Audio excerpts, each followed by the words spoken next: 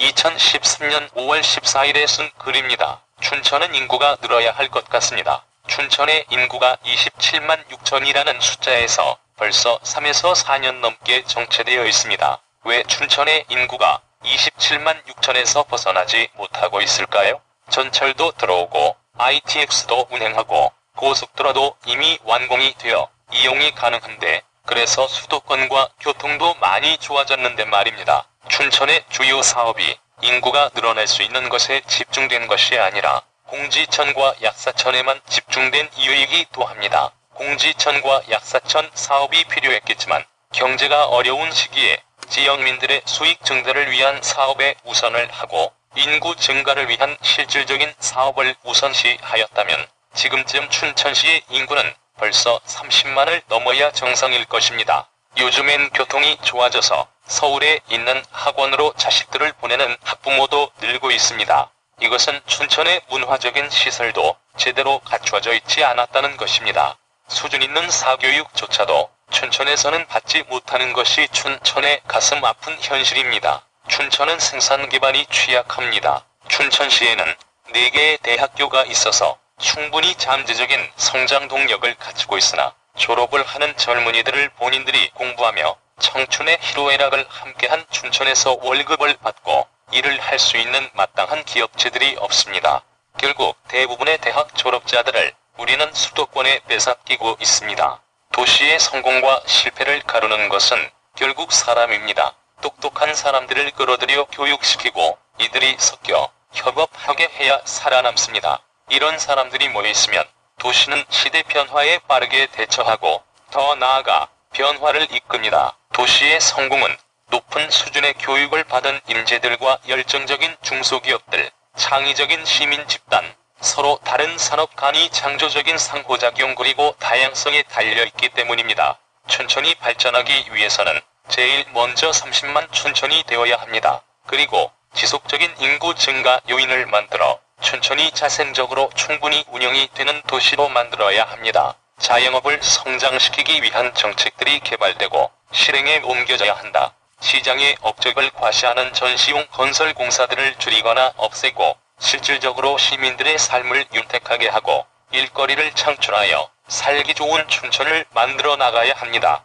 쇠퇴한 도시 춘천은 소비도시로 변신해야 합니다. 고급 인력은 생활의 질과 여가, 오락을 중시하기 때문입니다. 도시가 일종의 테마파크 같은 곳이 되어야 영리한 기업가들이 모입니다. 춘천은 기업하기가 쉬워야 합니다. 즉, 창업하기 쉽도록 규제를 완화해야 합니다. 시설 개선 또한 중요합니다. 세금을 투입하여 새로운 건물을 짓기보다는 개발업자들이 스스로의 필요에 의해 도시 공간을 보수할 수 있도록 유도하여야 합니다. 하지만 가장 중요한 것은 교육입니다. 도시 재건에 있어 좋은 학교와 양질의 교육만큼 빠른 길은 없기 때문입니다.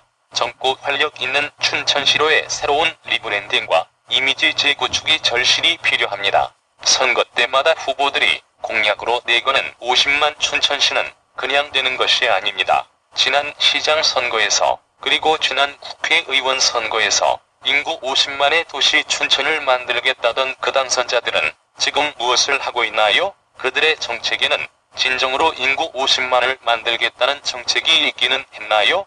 그들이 말한 것은 인근의 군을 춘천시로 통합해서 인구 50만을 만들겠다고 했습니다. 그런데 그것이 그리 쉬울까요? 처음부터 목표만 크게 잡는 것이 아니라 실질적으로 실현 가능한 정책부터 차근차근 준비해 나가는 것이 춘천의 발전을 위해 더 도움이 될 것이라 봅니다. 대다수의 지방자치단체들이 인구 증가 정책으로 출산 장려 시책과 인구 유입 시책과 같은 비슷한 정책들을 시행하고 있습니다. 출산율의 경우 정부 차원에서도 출산율을 높이기 위해 정책들을 내놓고 있지만 정부나 지방자치단체에서 지원해주는 것은 일시적이고 한정적입니다.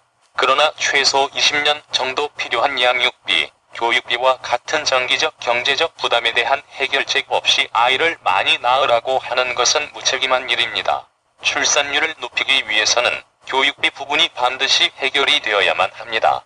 하지만 이 문제는 중앙정부와 국회, 지방자치단체, 국민, 기업 등과 같은 전국가적인 차원에서 해결책을 찾아야 할 것입니다. 그리고 일자리 창출과 기업 유치에 있어서도 전입장려 시책을 시행하는 것보다는 도시의 기업을 유치하는 것이 훨씬 더 큰 효과를 발생시킵니다. 기업이 입주하고 임직원이 전입할 경우에 부양가족들 또한 더불어 이동할 수 있으므로 하나의 기업을 유치하는 것은 결코 쉬운 일은 아니지만 그 효과와 파급력 또한 매우 큰 것이 사실입니다. 하지만 임직원들의 부양가족 또한 경제적인 부분뿐만 아니라 자녀들의 교육적인 부분에 대한 고려도 클 것입니다. 그러므로 많은 기업들을 춘천시로 입주시키기 위해서는 기업 설립과 기업 운영, 세금 등과 같은 부분뿐만 아니라 교육과 정주 여건 개선에 대해서도 적극적으로 협조하고 지원하여야 할 것입니다. 단기적인 문제를 해결하기 위해서 사용할 수 있는 예산과 인력과 조직, 정책들을 남발하기보다는 10년, 50년, 100년을 바라보고 장기적인 안목에서 정책을 구상하고 예산을 집행하여야 할 것입니다. 과연 무엇이 진정으로 춘천시와 춘천 시민을 위한 길인가를 다시 한번 인식해야 할 때가 아닌가 싶습니다.